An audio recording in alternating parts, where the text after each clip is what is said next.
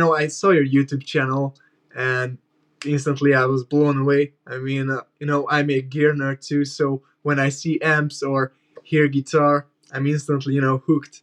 What got you into, mainly Metallica and, guitar, gear, wizardry?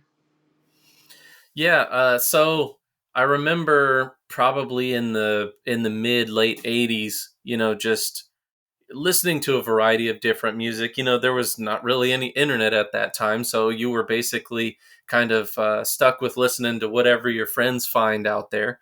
And we were kind of going down the rock and roll path. So we were listening to old school stuff like Aerosmith and all that. And then one of our friends brings out "And Justice for All" CD, and it was just like nothing we had heard before. Just absolute insanity, super tight guitar, super heavy sounding guitar. And I just remember going, I want to play guitar and I want it to sound like that. Right. And so then, we started listening. We're like, well, what else does Metallica have? Then we listened to the older stuff, Master of Puppets. Then the Black Album comes out, and it was just like, man, that guitar tone is absolutely monstrous. Right. And then I remember going to one of our local guitar shops, and I'm like, hey, I want my guitar to sound like Metallica. And I'm pretty sure they tried to sell me like a Boss Metal Zone pedal, right? And that doesn't sound anything like Metallica. Right. So years and years and years of playing and just being not satisfied with a Metallica type tone, it was just like I just kind of attributed it to studio magic. Like that's what it's got to be. There's no way that anybody can actually sound like that. And we have IRs now and things like that, and sure you can get that tone, but it's not like having the real tone from amps, as you can see. So a couple of years ago, I just finally decided I'm like, I'm gonna actually go down this Metallica path. Everybody says you absolutely have to have a Mesa Boogie Mark series, right? So it's like, okay, well, I got to get one. So I started looking, and then I found a Mark IV-A, which is actually sitting right on the shelf still there next to me. And it was just like, whoa, okay, they were right. It was kind of going down that path, just being a Mark series. But then it was just like, yeah, sure, it sounds closer. As you can see, I have Bogner, Uberschall right next to it's a Frankenstein. And those don't sound anything like Metallica, right? But so then with the Mark series, it's like, okay, that's kind of getting you there, but then what else do you need to get there? So then I just went down a crazy rabbit hole of what did they really truly use, and it's some of it's debatable, right? But Mesa Mark series is the number one thing, then you got to get yourself some kind of graphic equalizer. I have, or not graphic, but parametric. And I have quite a few, but recently I got the Aphex, which you can see right there, Oh, yeah. and that's Yeah. what they used on Puppets, and they used two of them on And Justice for All, and that'll help you get like really close to that tone in the room. They also had mic preamps, certain mics, in-room mics on the cabinet, all kinds of different stuff that we'll never know the true answers, right? But if you get yourself a Mark series and some parametric equalizers, it's going to get you real close. Most people wouldn't be able to tell the difference. But that's been kind of my journey from, when I started, listening to and wanting to sound like Metallica tone to actually getting probably 90% of it. You know what I mean? Well, you got a whole boogie catalog in there. Yeah, so it's really cool. Which one would be the Desert Island amp? I I think I know, but I'll let you answer that. Yeah, a lot of people ask me this, because oftentimes people will say, "Oh, this Mark series is better than that Mark series," and blah blah blah. And you read it all the time in forums everywhere. You read it on Facebook groups. You read it anywhere that there's people talking about amps. You're reading about, oh, this one's so much better than that one. That one's so much better than this one. And I wasn't really hearing that or feeling that, in my room. And that's kind of what led me to do the head to head series on my channel, was because so many people are like, oh, these are so vastly different amps, and that amp doesn't sound anything like this other amp. and that wasn't what I was hearing. So I've said it many times. If I had to get rid of everything and just start over, knowing what I know now, I would actually just get a Mark 7 because it has all the old tones. It has the same feel. It's not quite as a live feeling as, say, the 2C++, but it is almost there. And then, of course, all the modern features. You know, if you could have something that took all the modern features and put it onto a C plus, it might be the one that I'd want to get, but it would probably convolute the sound a lot because they're very sensitive to lots of different things, right? That's why, you know, if you get a PEQ, put it in the loop, you know, it's going to get you the sounds that you want to get to, like Metallica sounds. But long story short, I would just get a Mark 7. And that may sound cliche. Mesa doesn't pay me any money, so I don't have any skin in the game for anybody but myself. If I sold it all, I'd keep the 7 just because it's so versatile, so good sounding, and 7 mode itself is much different. You know, it's somewhere in between Mark series and a rectifier, so you got quite a bit of range in that amp. But then you can still get those old school tones. I think a Justice and a Master of Puppets video for the 7 on my channel, and for me, they sound close enough. Most people, you know, if you put them together next to the real thing, the C++, they wouldn't be able to tell. And have you tried, like different C pluses? Like, yeah, I think your C plus is DRG. Yeah, so mine's a DRG-X. So mine was actually a 2C originally. I bought it from the original owner.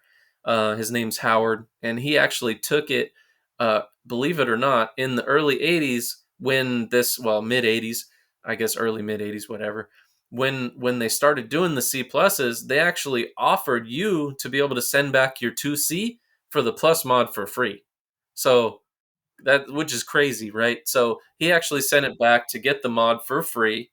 And then in, what was it, 2022 or 23, I don't remember, but I sent it back in because Mike said he was doing mods and who knows how long he's going to be around before he retires. So I'm like, you know, can you do the switchable plus plus for me? And he did that. So yes, mine is a DRGX. And no, I haven't actually played any other C pluses, you know, and a lot of people would say, like we were just talking about, oh, this one's so much different than that one. And this one's so much different than that one. And at this point, I just don't believe it, you know, unless you have taken those two amps in the same room at the same time through the same cabinet on the same speakers and compared them A to B with the same settings, you have no idea what you're talking about. You know, and that's what I found out a lot through the head-to-head series is that even this thing, I mean, even my 2B, you know, loop modded 2B, you take that, you put it at the same settings as the Mark 7. We're talking 40-year span. They're going to sound very similar. And that's crazy because my 2B is an HRG, you know, which is different than DRG, but not really that much. The feel is mostly the difference, the aggressiveness, right? So no, haven't played any other C pluses. I would like to, but at this point, I'm just kind of not really believing that I need to. I believe one of the most important part of your tone is actually the guitar cabinet. I mean that really makes it or breaks it. Uh, and I see that you have multiple cabinets. Uh, which one is your chosen one, if you have one? Yeah, no, that's a great question. A lot of people ask me that as well. Um, if it was desert island scenario, I would probably take one of my Bogner Uber cabs. I don't know what it is about those cabinets, but they're just absolutely magical, right? So I've got two of them here. This one's a little bit earlier. This one's a little bit later. So this is one of the originals on the bottom from 2001, along with my Uberschall head. It's also from the same time frame, but they have a mix of vintage 30 and then G12T-75s. So you kind of get the best of both worlds. They smooth each other out and allow you to just get most of any sound you could possibly want. So, you know, a lot of early Metallica was on G12T-75s. A lot of later Metallica was on V30s and a variety of other speakers. So that's the good thing about the Uber cabs, is that you can get any and all of those sounds from any era out of one cabinet. But of course, for your original Metallica stuff, you've got to get the original, which is the Marshall cabinets.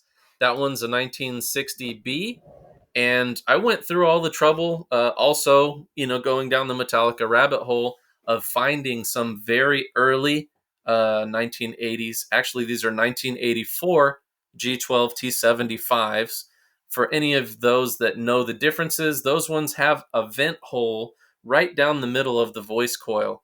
And some people will say, oh, that doesn't make any difference. I don't know if that particular part of the build makes the difference, but those speakers are far, far different from the G12T-75s of today.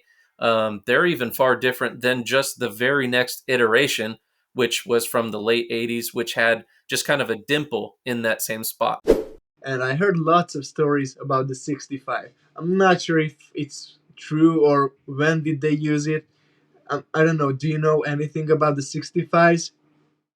I've heard and seen that all over the place, but I've never actually seen anybody ever say that they actually used them or have any definitive proof. If you look through Fleming's notes, from Justice and from Master of Puppets, the only reference to any speakers or cabinets whatsoever was it said cabs 300 watts. That's 4 speakers at 75 watts. Well, guess what that is? G12T-75, right? But I have heard a lot of people say 65s. Oddly enough, Yngwie Malmsteen has the same rumor. Supposedly, early on, he was using 65s and then went to 75. So I want to get some 65s for a variety of reasons. And I've heard that the early 75s with the vented voice coil sound a lot like the 65. So I would be inclined to try some 65s as well at some point. Just finding them for the right price is even more challenging than the 75s, because I spent more on those 75s than the whole cabinet itself. Um, and it's even worse with the 65s. If you're lucky, you can find a cabinet with the 65s and get a decent deal. But if you're just trying to buy the speakers, I've seen them, two, $300, $400 each speaker, so it adds up really quick. But I would like to try them, but I don't recall ever seeing anything actual evidence of them using the 65s. Yeah, I haven't seen that either. Yeah, I don't know where that myth started, but hey, I guess we never find out out. Yeah, probably not. Because I mean, if you watch Rick Beto's interview, like with Kirk Hammett, Kirk's like talking about the Mark series and didn't even remember how many bands of equalizer are on the graphic equalizer. I think he said it was like 7 band. It's like, no, dude, it's 5. So if he doesn't even remember that for a mainstay of the amps that they use, he is not going to remember what speakers they were using and when. Because I mean, think about how many thousands and thousands of shows they've played here, there, and everywhere. How many times they've been in the studio, how many times they switched up this and that. It's going to be hard for them to remember. So it's not a knock on them because they have way too many other things to worry about rather than, hey, what was that one speaker on that one song? But I promise you, if you get some T-75s, it's just going to be like, whoa, it's just that next push towards those Master of Puppets and Justice for All type tones. And I have the strategy, which has been hiding right here behind me. But if you run the C plus through the strategy, I'll run this cabinet with T-75s and also this cabinet, which is vintage 30s from 1994. And when I run those two together, that's even closer to Justice tones.